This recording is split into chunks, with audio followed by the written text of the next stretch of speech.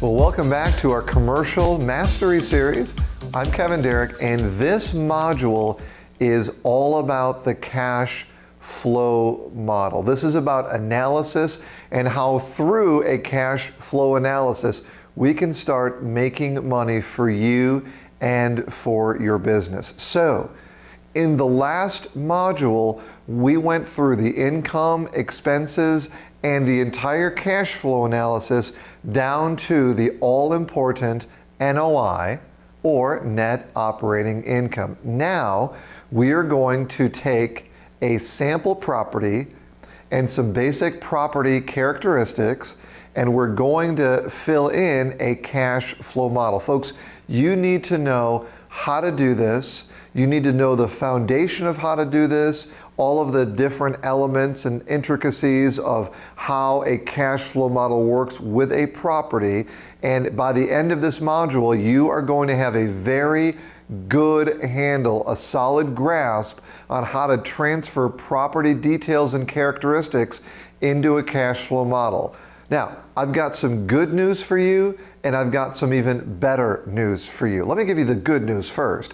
The good news is what I'm giving you now is the heart, it's the bread and butter of commercial real estate. If you get this, if you get the cash flow analysis and the things that I'm teaching you about income, expenses, and NOI, and then I'm going to show you how to break everything down underneath the NOI, if you can do that, you will find good deals. And the good deals will attract a lender, and that lender will help you to make a quality, solid, sound investment. That's the good news, okay?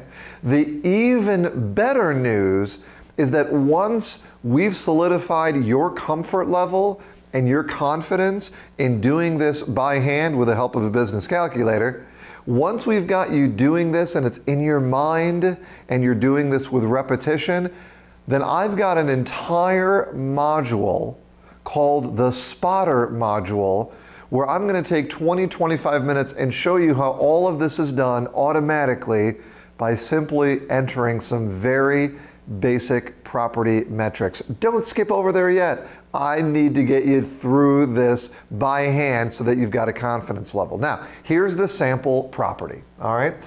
We've got a 20-unit apartment building right here, and it has a unit mix, and the unit mix is just a phrase, a description of the different elements of the property. In other words, how many 1 bedrooms, 2 bedrooms, 3 bedrooms, and so on. This particular 20-unit building has 5 1 bedrooms, 10 2 bedrooms, and then 5 3 bedrooms. So that's what we would call a very solid, a very balanced unit mix.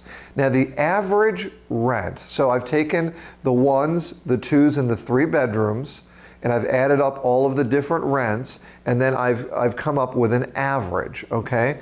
And the average rent per month is $600, all right? So for this 20-unit building, I can establish an income stream of $600 a month. Now, interestingly enough, we already have an asking price, and you'll know as you work with me more and more, and as we may have an opportunity to work on the ground together for a few days on a mentorship to build your business, you'll find that I'm not really that concerned typically with someone's asking price, but I am concerned with valuation. I want to know how much that property is worth.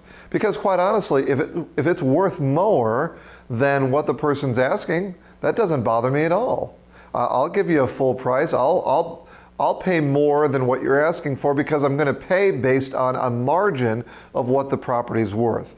Now, obviously, do we want to buy it for under what an asking price would be? Well, of course. But the most important thing is knowing what the asset is really worth. That's why you're going to be in the very top 10%, 5% if you get the valuation and the cash flow model. So let's review. We've got a very nice unit mix of 1s, 2s, and 3s.